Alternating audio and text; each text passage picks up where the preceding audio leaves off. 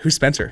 I am a YouTuber and real estate investor, but also a great friend, really funny guy. So what people know you as, you're this YouTuber, and I mean, dude, a little bit of controversy. Yeah. Right? You're a bit of a controversial person, but the thing that people, I don't know if they really tap into and know about you is before YouTube, you're like a really successful like real estate investor, like you're a real estate agent. What was the first video you made? And that series was called Authentic or Charlatan. Oh, okay. That was where the series really started. I released it December 2nd, 2019. I think was the first day. It was the first episode was on you were Pay making Unlock. content before that. I was, yeah. I'd been making content for a few years, just trying to figure out what worked or what. I started January 2015. And so it had been almost 5 years of putting out content. Welcome to the DV podcast, where we bring on inspiring guests from all walks of life. On today's episode, we have my good friend Spencer Cornelia, who's a YouTuber that's grown to over 500,000 followers on YouTube. And he makes really interesting content calling out scams, online gurus, and stuff like this. So let's go ahead and listen to what he has to say in today's episode, and let's dive in. Who's Spencer? I am a YouTuber and real estate investor, but also a great friend, really funny guy. That's not what the ladies say.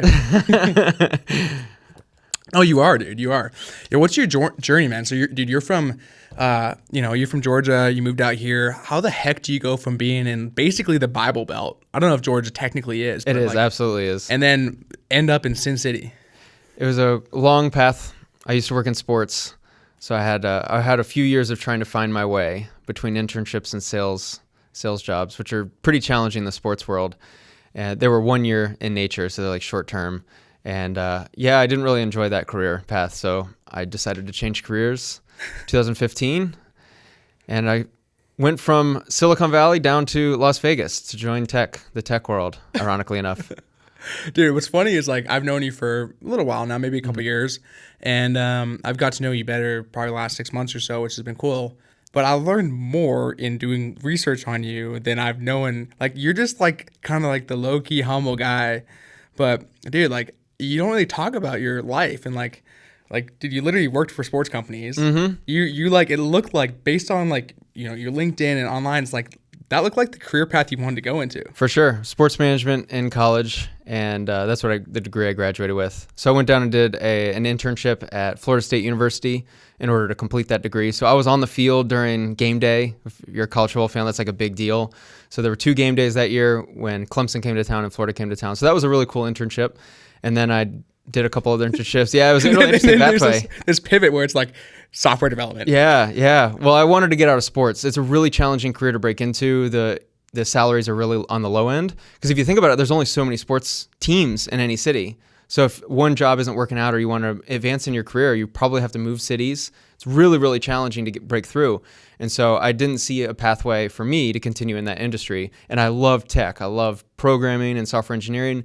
And of course, I was in, at that time, Oakland, and I was around San Francisco. And at this time, this was 2014, this was when the idea of like software engineering started to get really popular, and the idea that you didn't have to go to Harvard and get a CS degree in order to program. You could just do these like 12-week boot camps, and you could join some really cool startup. At that time, the startup culture was so cool to be around.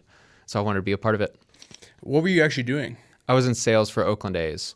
No, when you went up to Silicon Valley. Yeah. I was working for the A's for about 7 months, and then I saw the writing on the wall that I just was not going to last. That job was really challenging. Sales for the A's is an incredibly challenging career. So you went up there to work for them. Yeah, up there to work. And then you pivoted. You just found like another... Yeah, exactly. So I had thought about doing it before, because before I joined the A's, I had worked for the Rockets, and Damian Lillard in 2013 hit a game-winning shot over Chandler Parsons to win Game 6 up in Portland to end my job. It's like watching a sporting event, and if your team loses, the team you work for loses, then your job's over. That was my Friday night, that one night. Wow. So then Monday comes around, yep, you're let go. And so I was in Houston, Texas, and I didn't know what I wanted to do with my career. So I thought of going into the programming route, or maybe stick it out in sports and try the sales thing once again. So I took on a really tough job to see if I was made out to do sales in sports. Turns out that I wasn't. And after like 5 months, I realized I got to get out of here. I got to change career paths. And thankfully, there were these 12-week boot camp models that were open. These were becoming more popular in San Francisco. So I was able to join one. I left my career with the A's and then joined the 12-week boot camp April 2015. So what people know you as, you're this YouTuber, and I mean, dude, a little bit of controversy. Yeah. Right? You're a bit of a controversial person, but the thing that people, I don't know if they really tap into and know about you is before YouTube, you're like a really successful, like real estate investor, like you're a real estate agent. So, how did you go from having a profitable, like, real estate portfolio to going to an unprofitable career of making content online? Well, to be fair, I was not profitable in real estate before YouTube started to pick up. I had some success. I bought a condo out here in Vegas, which appreciated a lot from 2016 to 2019. And so I made some money with that, thankfully. And then a fourplex, I made some money on the fourplex as well. So I guess in some sense I had made probably $100,000 between the two. So I was at least somewhat successful. However, all the problems started in my real estate career once YouTube started to pick up. Funny enough. Maybe I was distracted. No, thankfully I was very, very thankful that YouTube ended up picking up and it was able to offset a lot of the losses that I experienced in real estate. And then how did you pick like this niche? I know you're moving a little bit away from it right now, but you were like kind of the CoffeeZilla, like in like a certain area. Yeah, for sure. He was definitely the biggest influence to me, of course. At that time, I'd still wanted to make that content, this content of like, what do they not want you to see? Because this was very prevalent in real estate. A lot of gurus started popping up, a lot of TV shows started popping up, and I was doing it, and I was like, they're missing a lot of details here. And so my mind around YouTube was, how can I make videos of like stuff that is true, but a lot of content is around the falsity of it. And so then when I had one Friday night when I saw CoffeeZilla's videos about fake gurus, it was like the perfect moment. And so I had my mindset on those types of videos. And then when I saw his, it gave me the inspiration to try the internet marketing space. So yeah, he was a huge inspiration to me. How did I start it? Was just seeing CoffeeZilla doing it. And I felt like I had a unique perspective. I felt like I was someone that could be super objective and look at kind of these quote unquote success gurus. I felt like I could actually do a deep dive. And my whole intention from the start was just to, see if they're legit. Are these guys legit? Are they as good at whatever skill they claim to have as whatever it is they claim to have? And that was where the journey started. What was the first video you made? And that series was called Authentic or Charlatan. Oh, okay. That was where the series really started. I released it December 2nd, 2019. I think was the first day. It was the first episode was on you were Unlock. making content before that? I was, yeah. I'd been making content for a few years, just trying to figure out what worked or what. I had started January 2015. And so it had been almost 5 years of putting out content. I started in January 2015. This was when YouTube was a way different space. It was like way more. This was almost before Logan Paul. Think of how crazy that is. Wow. And so at the time, fitness was starting to take off, and I wanted to be a fitness influencer. And so I started making videos in the gym, and I just was not as good as the people that were making content in the fitness space at the time. And so that didn't really work out. And then I started making content about my boot camp experience because no one was doing that. And so then that was the first time I started getting like 300, 500 views for a video. Boot camp? Yeah, so I did what's called a coding boot camp. This was the 12-week program up in the Bay Area where I took this program to leave my sports job to then go into programming. It was like this middle ground where you don't need a CS degree, computer science, and you could take these 12-week boot camps where they'd help you. The sales pitch was that they'd help you become developer ready or software engineer ready in 12 weeks, and then you can transition into a new career in the tech space. So anyway, I started making those videos, and then I started into the real estate and kind of personal finance videos, and none of them really took off until summer of 2019. I had one video that I released, and I was really bummed about its performance. I thought it would be the best video I ever put out. I thought it was the one video that I could like, okay, if I can get views with this video, maybe I have a chance to be a YouTuber, and it bombed. Did not get any views, and I was so bummed, and I was thinking about quitting so much.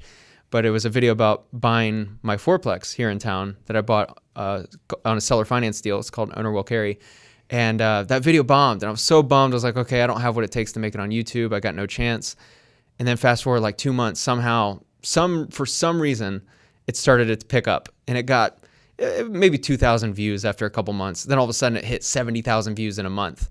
And for me, that was insane, like the first taste of success. And so at that moment, I realized, okay, I don't have what it takes not to be successful. I can be successful. It's just I need to refine the right formula. And that was the video that kind of kept me going. And thankfully, I don't remember the exact timeline, but it was probably a month later when I found that CoffeeZilla video. And that kickstarted it. Were you making other kind of videos on real estate while at the same time doing the Authentic or Charlatan series? Kind of. Yeah. I started with Authentic or Charlatan, and that was a series that was very much influenced by Dave Portnoy. He does the pizza reviews, or like the daily pizza reviews. And I kind of wanted to mix that in with, like, is this guy an authentic guru or is he a charlatan, and give him a score. That's where it all started. The first like episode or two, I give people a score. So you'll see that was very much influenced by Dave Portnoy. But at the time, I was still trying to figure out what worked, because I didn't want to only make videos on this specific content. I also talked about like why athletes, what they should invest in. Like I did a video on Joe Burrow after he got drafted, and Zion Williamson, who's a very popular basketball player. I made videos on why they should invest their money in a certain way so they don't go broke. So I was trying all these different styles of video. Even at the time, I didn't know that that was going to be the thing. What was it was there a particular video that popped off, or a particular guru that was like the first one that broke you into that space? Episode 1. Yeah, the Dan Lok one. Because at this time, he was way more popular than he is today. And CoffeeZilla had only made one video on him at the time. And I was like, oh, this guy's interesting. I've seen his ads. Something doesn't rub me the right way. Like, he just doesn't seem like a legitimate business owner. And so that was the first episode where I just found a bunch of inconsistencies listening to a lot of his podcasts. I could listen to 4 podcasts and his story doesn't really match up. Some of the numbers don't match up. I'm like, this is odd. And it wasn't even like an expose video or an attack video. It was just, here's what I found. I'm sharing it with you in a 15-minute video. That video performed way better than all my other videos performed. And so it's clear that I had something, but I didn't fully jump into the like expose or fake guru niche. I felt like till months later. And you made more videos of Dan, right?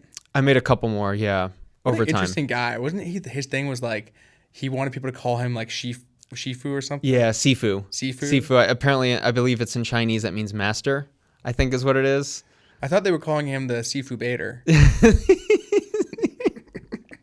I'm sure he's got a lot of nicknames if you ask enough people. Yeah. So, yeah, dude. And then you made more videos on him. Do you like the guy? I don't know anything about him, so I try to withhold judgment of people I make videos on. I try to be very objective. You know, I don't know any of these people personally. That's why I try to only go after something they've done publicly, whether that's a certain business practice, a certain way of selling. That period of my life, all my videos were targeted at the way people marketed or sold, because I thought there was a lot of scamminess in the internet marketing space, as I'm sure you can talk about. If Dan was sitting across from you, like right now, like what would you say to him? I'd be really curious if he had seen my videos and if there was anything that was wrong. That'd be my first question. Assuming he wouldn't know off the top of his head what was wrong, I'd probably ask some of the questions about his backstory. Like, what was your experience in copywriting or selling or running a legitimate business before becoming a business master and making all the money selling how to start a business and whatnot? Dan, come in now. Yeah, that would be an epic podcast. We just have like I might be a little underdressed, you know. Just like we're not in a Bentley. We're not in a Bentley. Remember that? He's got the backseat of a Bentley. Yeah. Maybe if we were in a Bentley, we could talk to him. So he lives in Vancouver, which is where I'm from originally. And I'm glad that we took separate paths in life, and I didn't go down the path. He's crushed it though. Like the thing with the fake gurus is if your goal is to make money, if that's the only thing that matters to you in life is making money, they all won. He won. He got past. He faked it till he made it, and then when he made it, he's actually like positioned himself now as some business expert. I think he runs a business startup fund or accelerator or something. I see that. I don't know though. Like he if you're making your money from selling courses and then like his credibility went out the window, like he can't keep selling courses, so he does have to have real businesses. I don't see him actually doing anything. Like I haven't really kept too close of eyes on him, but yeah, I haven't either. Yeah. I wouldn't know.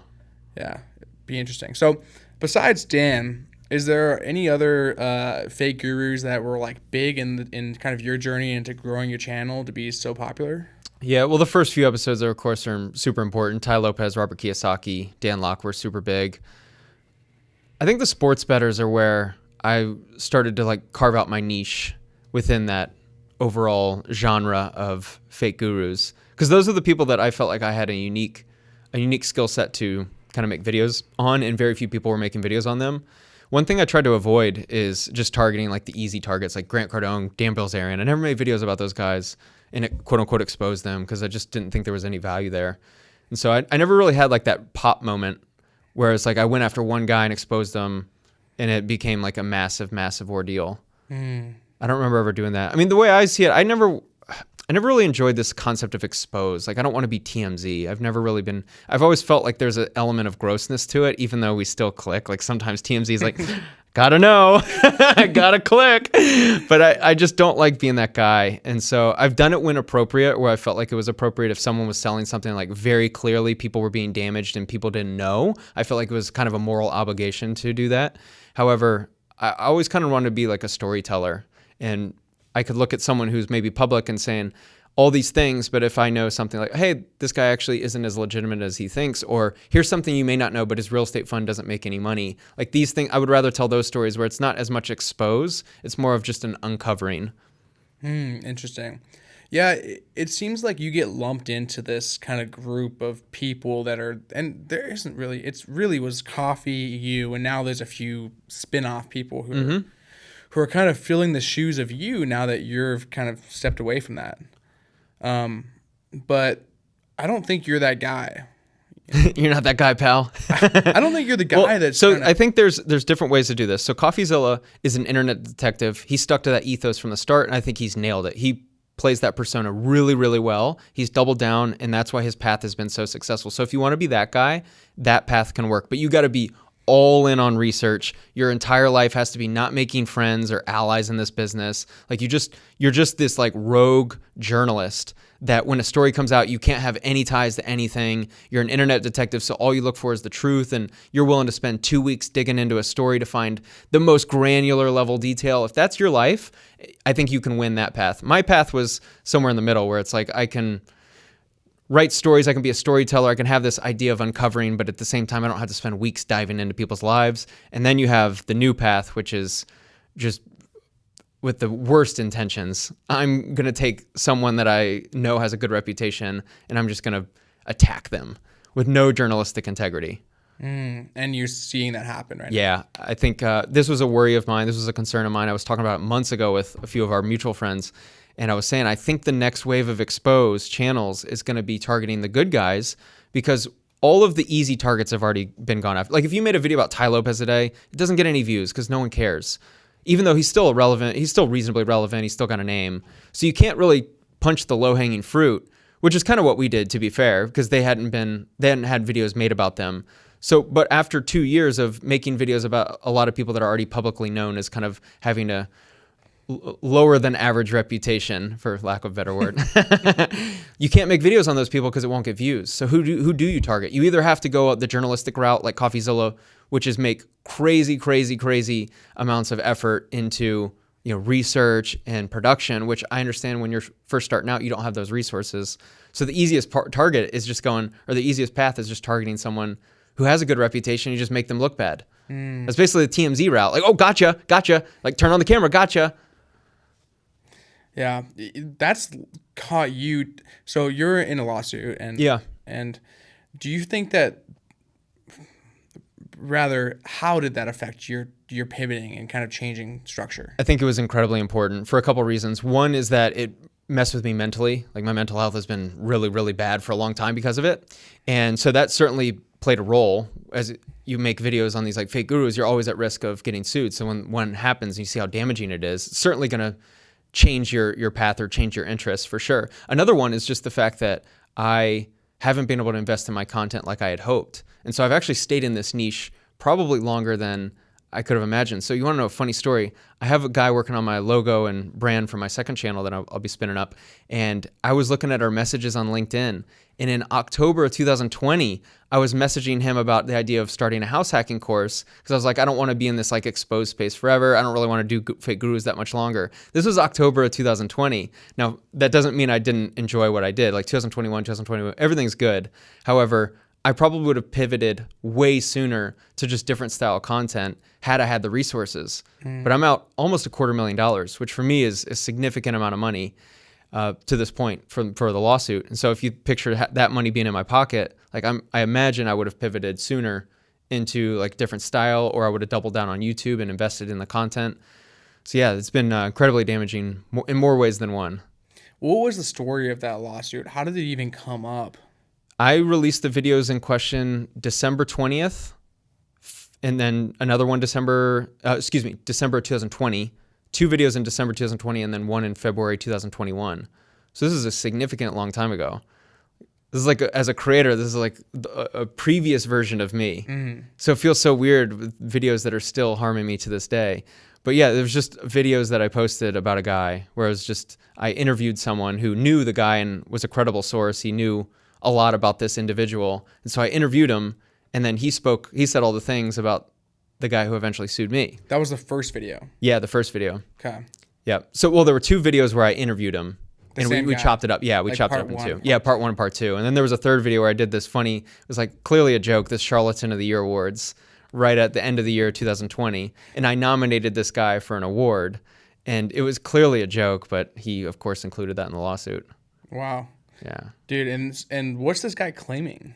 Defamation mostly. So you also have a Lanham Act, which is a federal claim. A Lanham Act is basically unfair competition. So if you're a car dealer in town and I'm a car dealer, if I started running advertisements saying you are ugly adjective and all these things that are false about you, come shop at my car dealership, not Dylan's, because I don't do all these ugly things to people, right? If that's defamation or defamatory or false, that's unfair competition, because of course people are going to start shopping with me because you do all these ugly things to your clients. So that's the Lanham Act. So he's claiming the Lanham Act as well as defamation. That you defamed him to go sell your course on the same thing. Exactly. Yeah, we think it's a weak claim, but we'll see what the judge thinks. You're hopeful? Very hopeful. I'm very optimistic. Okay. Yeah, our final filing is on March 20th, which is essentially a week from today. I cannot wait. So apparently there's a type of insurance you can get for people that do this kind of work. Mm-hmm. Have you explored this? I do not. Do you know about what that is? I do. Yeah, I didn't have it at the time. I couldn't afford it. I was under the impression it was like $1,000 a month or so. I couldn't afford it at the time before the lawsuit. I also never anticipated a lawsuit actually getting filed because it just so rarely happens on YouTube. Most of the time, if you call someone out, if it's true, they usually just try to like cower away. If it's false, then they'll come out and talk to you. Hey, let me come on your podcast or let me come on your show. Let's talk about it. Or can you please take the video down? Here's a reason why it's defamatory. And so I always figured if there was anything in question that would never lead to a lawsuit. And so unfortunately, this one did unexpectedly. And so I didn't have media insurance at the time. Media insurance isn't the catch-all that I think a lot of people think it is. It's beneficial in the sense that you can get, your legal fees covered in some sense, but there's reasons why you would avoid media insurance and reasons why you'd want to have it.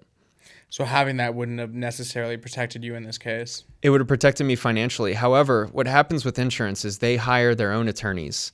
That doesn't necessarily mean they're hiring the best.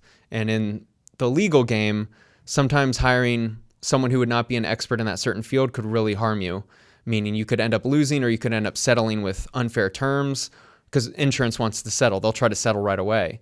And so you may have to come out with a video saying everything I said was false or something and ruin your reputation just because the insurance wanted to settle and that was one of the terms. I'm not saying that always happens or that was never presented in my case or anything, but that could happen. So if you have insurance, what happens if they look at your case? You're like, we think you were acting recklessly. We're not going to cover you. That's possible. Insurance is not in the business of protecting you. They're in the business of making money and not protecting you. Once you realize that, it like changes the game. Now, they will protect you by law if they have to, if you're following all the guidelines and they're providing a service. But if they believe, like, I don't know, I've heard things from reputable sources saying they won't always protect you. Knowing that you've gone through this incredibly stressful journey, like, would you still get into YouTube if you went back? Yeah, of course. Yeah, I think this is a game that leads to a lot of positives that no other career could offer. The experiences I've had, the relationships I've formed, the networking I've been able to get involved in has been nothing short of amazing. I'm incredibly thankful. And the income that you earn is not, well, at least for me, it was not an option for any other career path. And I still think there's upside. Like, the beauty of this game is it's a skill set, and I think you can learn it over time. You can get better at the game of social media, and I think I have a skill set that can lead to long-term success. What's the plan on the second? You mentioned the second channel. What's that look like? I'm going to do longer form videos outside, so not in my studio. So I have an idea on how to tie in real estate with more viral concepts, so that I'm looking really forward to testing them out. It's going to be a long process because I don't have the resources today to like really hire and like really go out and do the things I want to do. So I'm going to have to be very resourceful. which sometimes is actually a benefit because if you're resourceful from the start, once money comes in, you can then actually scale much quicker than just throwing money at a problem. If you throw money at a channel from the start, sometimes it's actually builds up bad habits because then you're relying on the income, or you're relying on the money to make good content. And so I want to do vlog style with real estate, but also elements that could lead to a lot of views. Like house tours and stuff? House tour is one. So one would be, I'll give you an idea of a video I was very influenced by. A guy who is vlogging out in LA. It's just exploring LA's richest neighborhoods. 1.6 million views. Clearly an interest in this. I think you can mix vlog with real estate and also something unique, some type of unique storytelling that I'm going to try. I haven't done any of these videos yet, but we're going to start filming probably in the next 2 weeks. I'm really excited. When's the first video going to go out? Right after that? Middle of April, maybe. Are you going to promote it on your main channel at all? Nope. No, I want a totally different audience. Yeah, because this one is going to be a clear funnel. The purpose is going to be to monetize. Like I want to have a creative expression. I want to be able to make videos out in public. I want to be a lot more personality driven, but also very clear funnel. For instance, one, you call it like bucket idea. One of the buckets is going to be Airbnbs. So I'd love to go tour like really creative or weird Airbnbs. Cool. Well, I have a friend that sells a really good Airbnb course. And so on my main channel, I don't really promote any of this, but on that video, I could easily say, hey, if you want to learn how to invest in real estate, if you want to maybe one day own an Airbnb like this, here's a course in the description. And so that'll all be affiliate deals. So I think the income potential there is much higher. The ceiling is much higher. I think the floor is much lower, but the ceiling's much higher.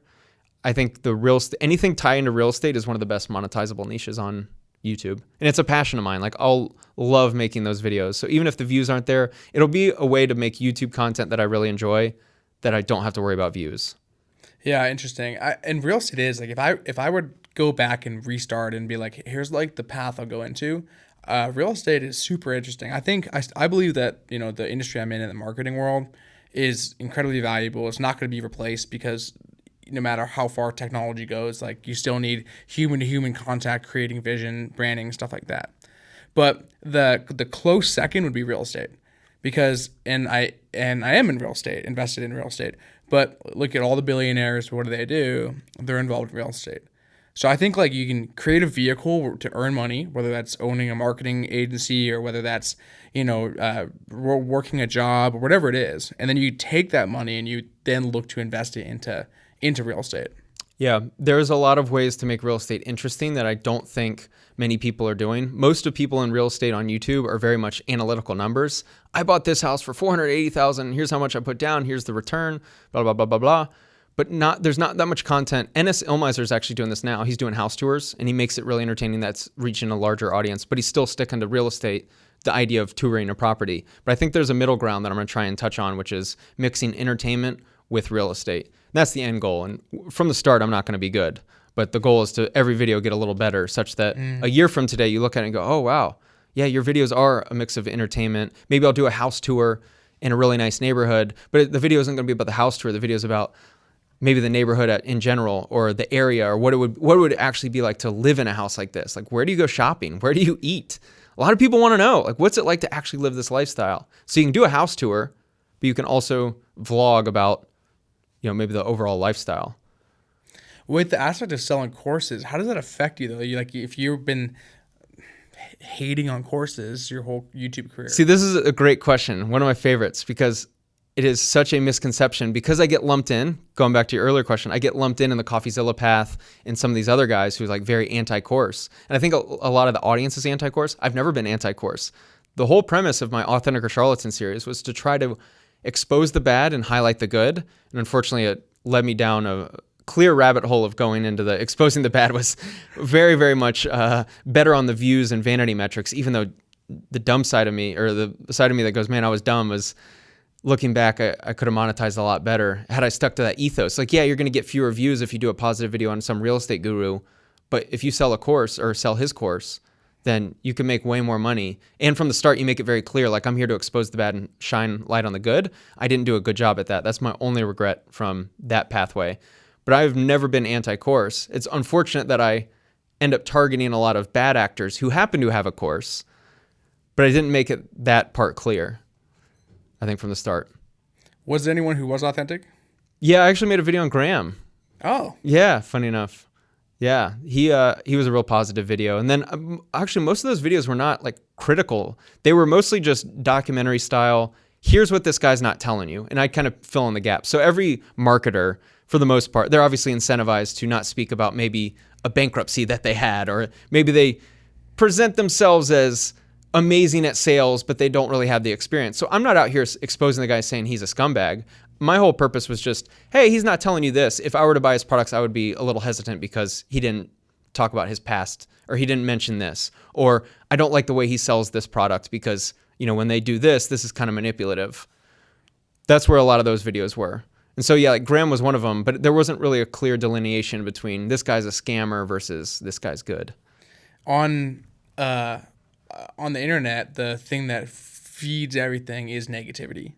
And so everyone's going to jump on it. Even if CoffeeZilla made a video, like imagine if he made a video like Logan Paul's new charity. Like that's not going to get views. Probably not. Right? Unless it was like the fall of Logan Paul's charity. Right. Right. And so it's kind of hard because that's the way, like as a creator, you start to kind of go down the path of like what are the eyeballs on?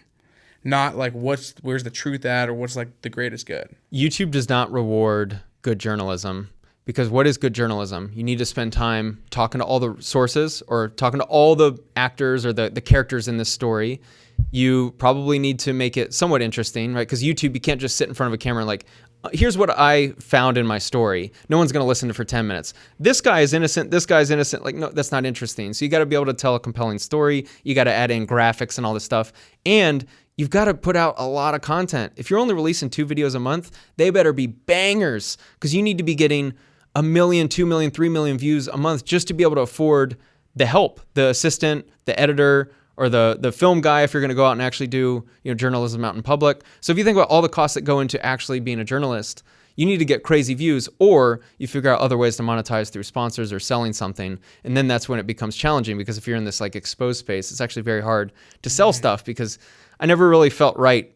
Hey, here's a bad guy. Oh, by the way, here's a good guy's course. You know, that's like kind of a gimmicky way of selling, which it works. I'm not completely opposed to it, but I never wanted to do it. So that's the real challenge. And it's the same thing with like the news. Like the amount of times the news puts out a story that's false because you got to go to it quick. Right. And then they have to retract it. Like that's just the way the media landscape. That's the way you're incentivized. But what CoffeeZilla has done really well now, and I'm proud of him, is now that he's got a Patreon and he gets so many views, he's able to very comfortably afford his setup, his production. He could put out 1 video a month and be fine. And so, yeah, after years of working hard, if you can get to that level, then it works in your favor. But when you're first starting out, you need a lot of views. And so what do you incentivize? If you need a lot of views to keep your production rolling, well, you're going to tend to go down the path of most views. And the problem is most YouTubers, myself included, we didn't have some easy funnel into a product or service. If we ran a business first and then YouTube just becomes the marketing front for that business, it becomes way different. Because when hanging out with Ryan Pineda, he taught me that he wants to make videos for his customers or ideal customers. If it gets 2,000 views, that's fine. Because if all 2,000 of those people are ideal customers, that's way better than 100,000 views and you got $400 from AdSense, like I do. $400? Like, come on, bro, 100,000 views?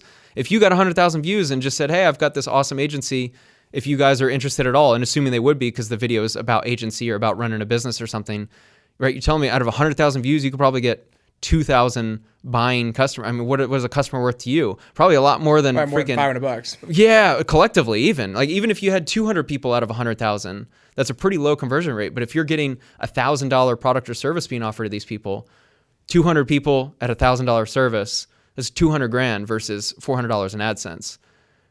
Which is why I think you see creators in their journey, their arc, right, move towards that. Or Meet Kevin actually said something really interesting. He was doing a vlog in New York, and he was talking about how, he's getting attacked for a lot of stuff from this way and this way. But he made a point about cancel culture and talking about how creators get canceled. But he said they don't get canceled. They cancel themselves. Right. They lose the energy, the life force that makes them exciting to watch.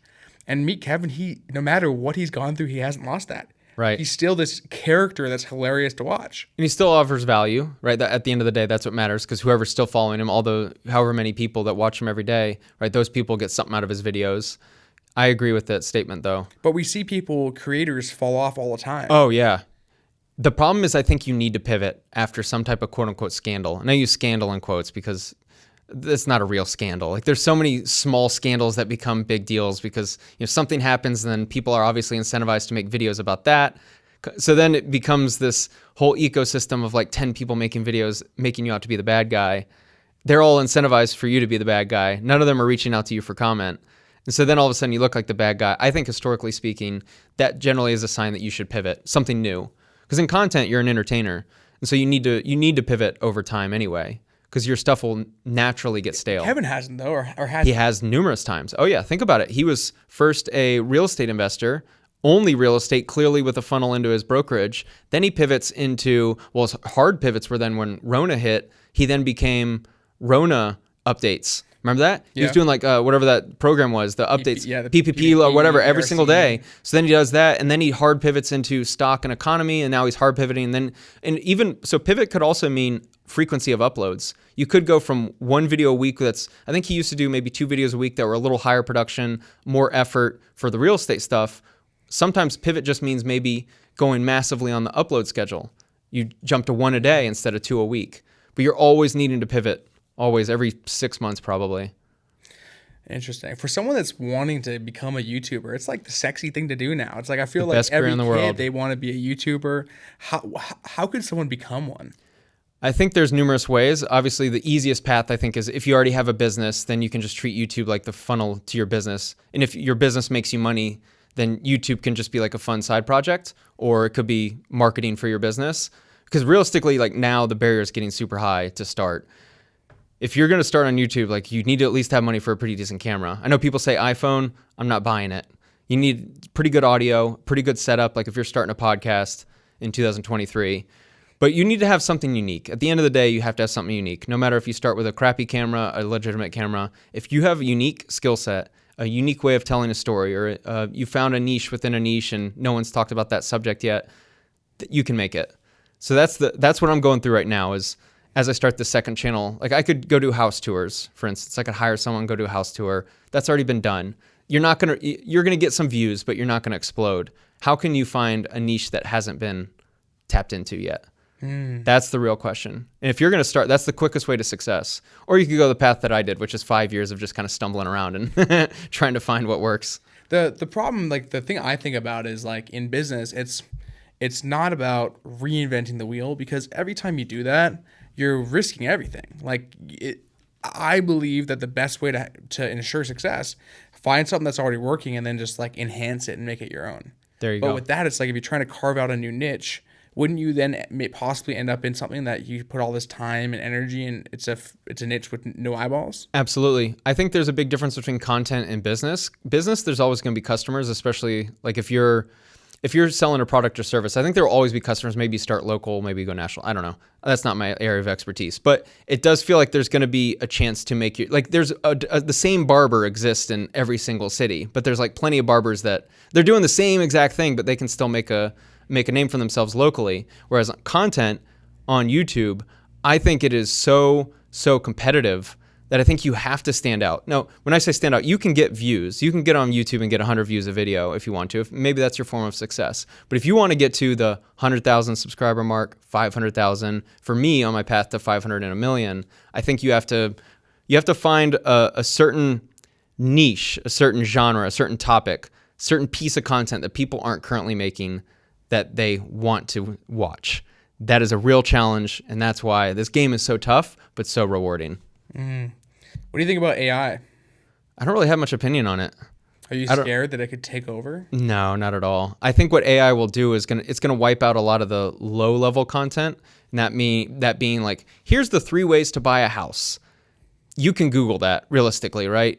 I think that type of content is going to be wiped out by AI because there's going to be so many people that can do faceless where they can, hey, AI, write me a script for the 3 ways to buy a house. And then you could do faceless. You just hire an editor, pretty easy to reproduce. But any type of content outside, I don't think you can replace it in any way because it's so unique.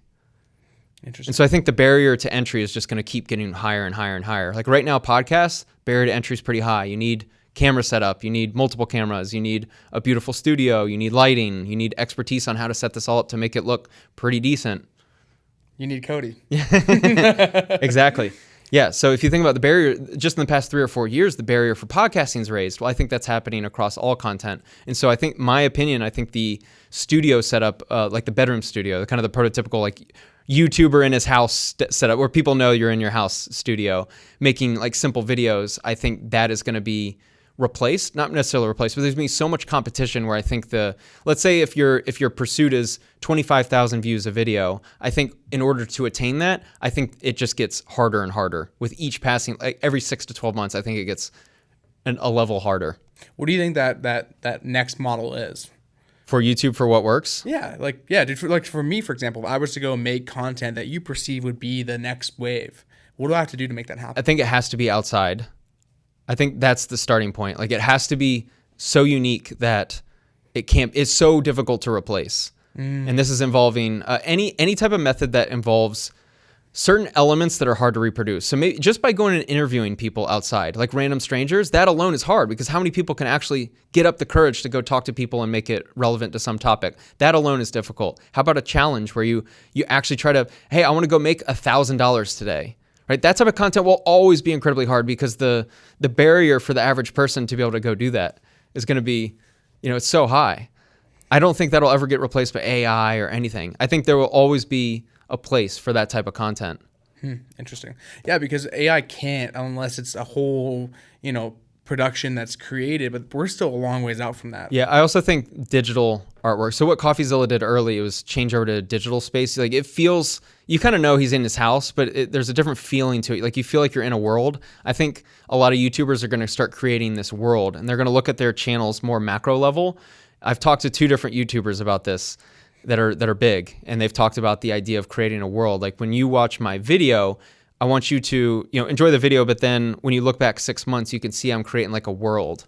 This was a prominent YouTuber I had a chance to chat with the other day, and he talked about this, how in a couple of years, he wants to create an ecosystem where all the videos feel like they're all a part of a world, which is really interesting. It's like a different level of thinking. It's not about the next video needs to get 100,000 views. They're not like that's what most YouTubers, myself included, that's what we're all thinking about. Like, how do you change the thumbnail? How do you change the title? He's thinking so far ahead that he wants to create a world that his audience feels like they're members of. And I think that's what CoffeeZilla is trying to do too. He's trying to create this world where you feel like you're down, and I think he's going to start putting out images like this, but like you feel like you're in kind of some dystopian futuristic city where you're sitting and watching some law detective put on a presentation in some like digital, utopia. It's very interesting.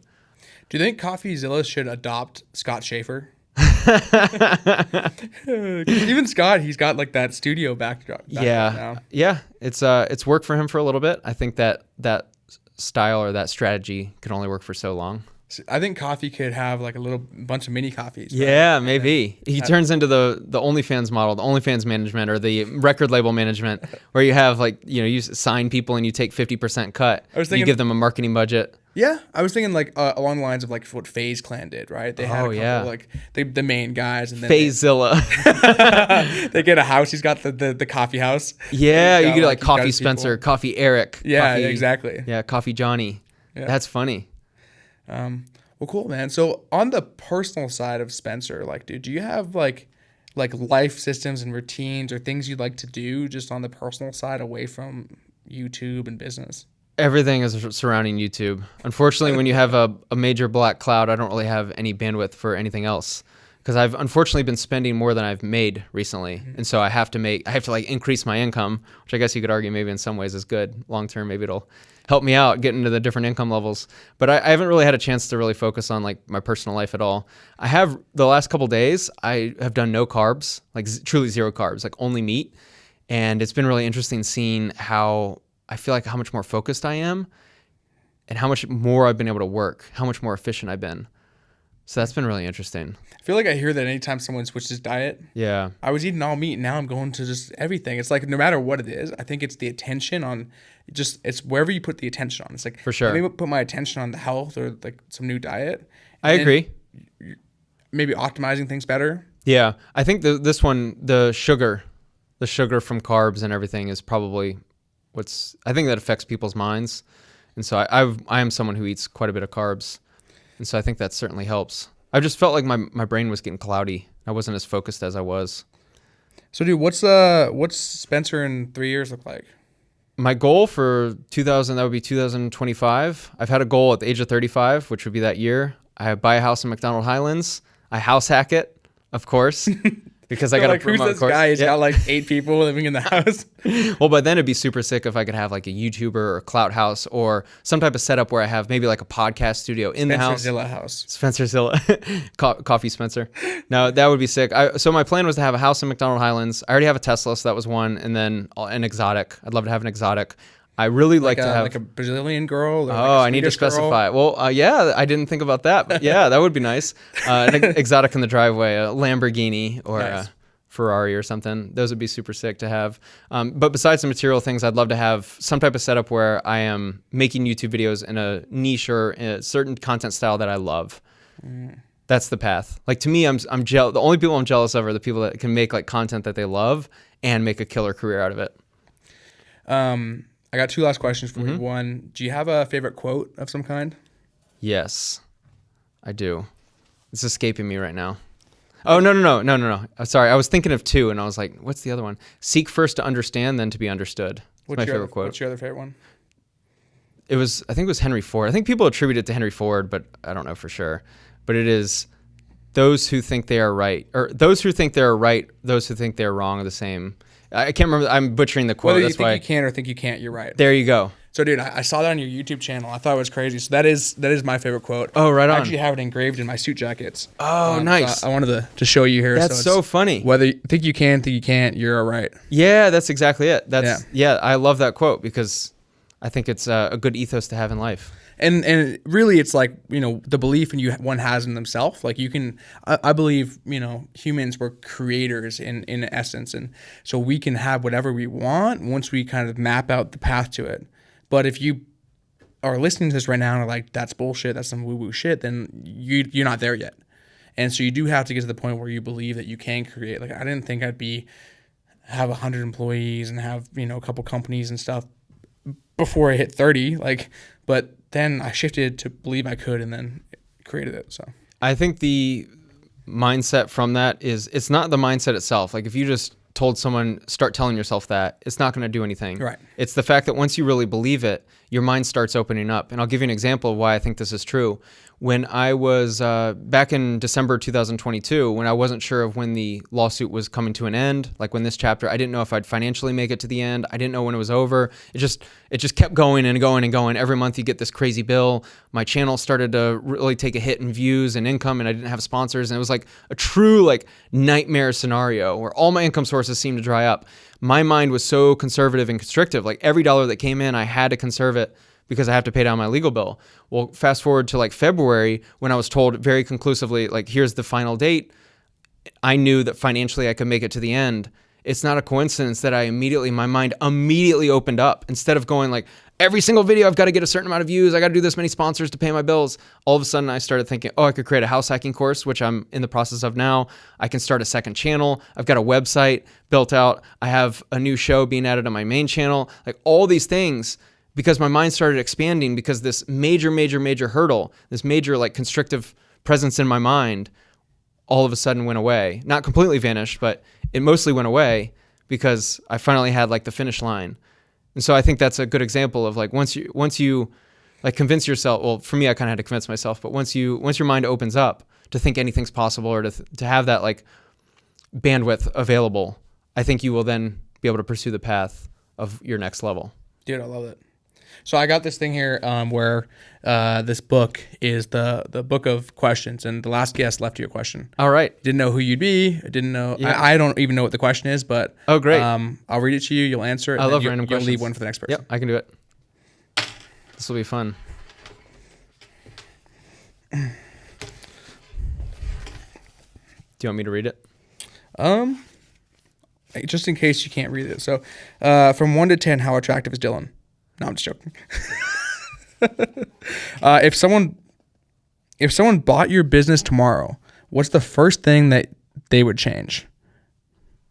They would have to change my name on the on the YouTube channel, I imagine. They'd have to change that the content. What about that your focuses real on them. estate? Your real estate side of things. I do house hacking, and so if they had no interest in house hacking, which is rent by the room, then they'd probably kick everyone out and go to a single family model, which I'd be really upset with.